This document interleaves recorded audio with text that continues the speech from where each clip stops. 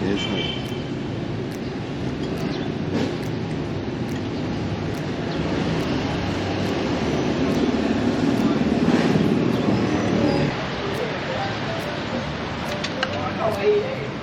안녕하세요, 아이스인비어의 아이비입니다. 오늘 갈 곳은 후띠우집, 그 중에서도 1946년부터 영업을 한 아주 오래된 후띠우집인데요. 이렇게 보시는 것처럼 길거리에서 영업을 하고 있고, 식사를 한 장소도 저 안쪽이 아니라 이렇게 길가에 있습니다. 그럼에도 불구하고 이곳을 찾아온 이유는 메뉴에 있는데요. 가장 밑에 보시면 똠꾸어라고 있죠.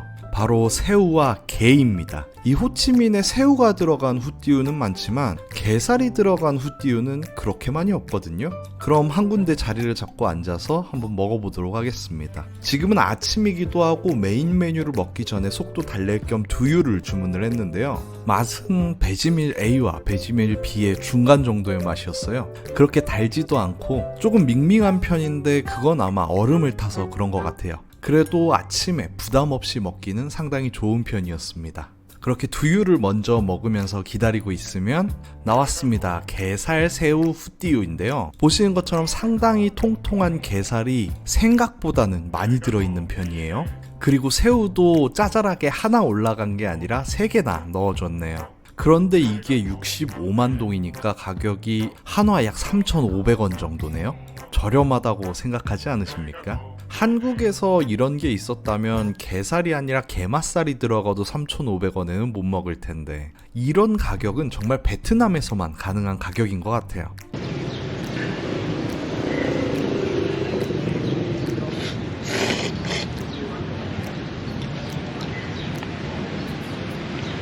그리고 그 맛은 적당히 달달하면서 감칠맛도 느껴지고 해산물의 향이 코끝을 스쳐 지나가지만 비리지는 않아요. 그러면서도 후추가 들어있어서 깔끔하게 마무리되는 그런 맛입니다. 간은 딱 적당하면서도 녹말물이 들어있는 소스가 입에 촥촥 감기는 게 마음에 드네요.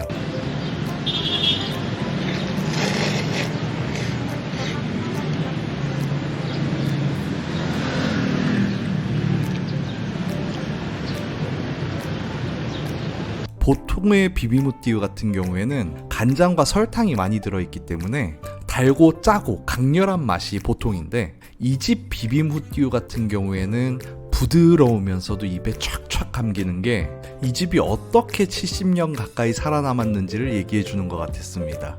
그리고 이 국물에는 흰살 생선이 들어가 있었는데요. 이 국물이 정말 시원했어요. 제가 나트랑에서 생선 들어간 쌀국수를 먹은 적이 있었는데 정말로 그거 정도로 시원했습니다. 보통의 비빔후띠우 같은 경우에는 좀 짠 편이죠. 그 짠맛을 지우기 위해서 국물을 먹는다면 이 집 같은 경우에는 쌀국수를 먹다 보면 안에 녹말물이 들어갔기 때문에 입안이 좀 끈적끈적해지거든요. 중국집에서 울면을 드셔보신 분들은 아마 아실 거예요. 근데 그 끈적끈적함이 시원한 국물을 만나서 바로 사라지는 거죠. 이 집 같은 경우에는 그렇게까지 생각하고 메뉴를 만든 건 아니겠지만 먹는 제 입장에서는 그렇게 느껴진다는 뜻입니다. 그리고 이 집 같은 경우에는 베트남 음식을 잘 못 드시는 분들한테도 추천하기 좋은 게 고수라든지 기타 잡다한 향신료가 전혀 들어가지 않았어요. 안에 들어간 야채라고 해봐야 숙주랑 파 정도? 그러니까 이 집 같은 경우에는 한국 분들 누가 오셔도 즐길 수 있는 그런 집이라는 거죠. 이 집의 단점을 굳이 꼽자면 노점이라서 야외에 있다는 점 정도가 되겠는데요. 그거 외에는 전부 다 만족할 수 있는 맛집이었습니다.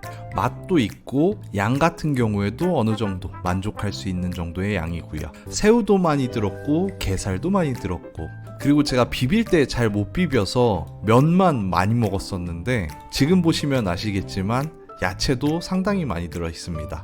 빠질 거 하나 없는 집이지만 여기서 끝내기엔 뭔가 아쉽죠. 그래서 저는 이 집의 뒷메뉴 하나를 소개시켜 드리려고 합니다. 제가 지금 먹고 있는 건 후띠우 쌀국수면인데요. 제가 다음으로 주문한 메뉴는 바로 이 메뉴입니다. 뭐가 다르냐? 바로 면이 다르죠. 여기엔 얇은 후띠우면이 아니라 두꺼운 중화면이 들어가 있어요. 그리고 메추리알도 들어있고 숙주와 파 그리고 양배추가 들어있습니다. 차이는 그렇게 크지 않지만 면이 바뀐 것만으로도 맛이 상당히 많이 바뀌니까요. 둘 중에서 좋아하는 쪽을 선택하시면 되겠습니다.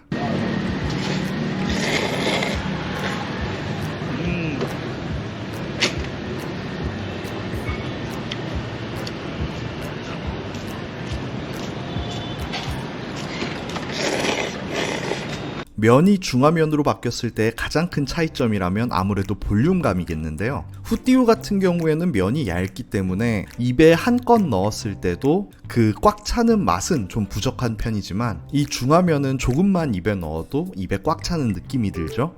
근데 그렇게 장점이 있는 만큼 단점도 있었는데요. 위에 올라간 소스의 양이나 맛은 똑같은데 면의 양만 좀 늘어나다 보니까 아무래도 좀 싱거운 편입니다. 기본적으로 이 소스 자체가 슴슴한 편이기도 하고 간 자체가 얇은 면인 후띠우에 맞춰져 있다 보니까 두꺼운 면인 중화면을 썼을 때는 얇은 면인 후띠우보단 아무래도 소스가 같이 올라오는 게 덜 하겠죠?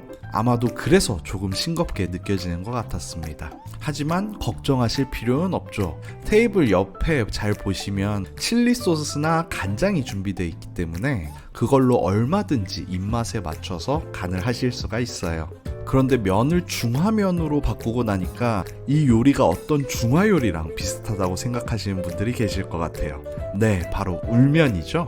그런데 이 요리는 울면이랑은 상당한 차이가 있었는데요. 실제로 오셔서 드셔보시면 아시겠지만 울면보다는 훨씬 더 가볍고 참기름 맛도 나지 않습니다. 그러면서도 게살이 많이 들어있어서 담백한 맛을 강조한 듯한 그런 맛이에요. 자, 오늘 식당은 어떠셨나요? 저 개인적으로도 굉장히 만족하는 식사를 했고 맛도 좋고 가격도 싸고 노점에서 먹는 것 치곤 상당히 좋은 퀄리티를 느낄 수 있었는데요. 물론 깔끔한 식당도 좋지만 이왕 베트남에 온 거 이렇게 노점에서 먹으면서 진정한 베트남을 느껴보는 것도 나쁘지는 않겠죠. 그리고 이 식당의 위치가 사이공 플라자와 사이공 센터 그리고 타카시마야 백화점 바로 옆에 있어서 호치민에 놀러 오신 여행객분들이 방문하시기에는 최적의 조건을 갖고 있어요. 그리고 호치민에 사시는 교민분들도 이쪽으로는 많이 나오시니까 외출하실 때 들리셔서 가볍게 한 그릇 하고 가시면 좋을 것 같아요. 그래서 가격은요 145만 동, 한국 돈으로는 한 7,800원 정도 나왔네요. 새우와 게가 듬뿍 들어간 쌀국수가 이 가격이니까 정말 저렴하지 않나요? 저도 이런저런 노점에서 많이 먹어봤지만 이 정도 퀄리티를 가지고 이 정도 가격인 곳은 그렇게 많지 않거든요. 베트남에서만 즐길 수 있는 게살 새우 쌀국수, 여러분들도 언젠가 즐길 수 있으시기를 바라면서 마치겠습니다. Take it loose. Soon may the wellerman come to bring us sugar and tea and rum. One day when the tonguing is done, we'll take our leave and go.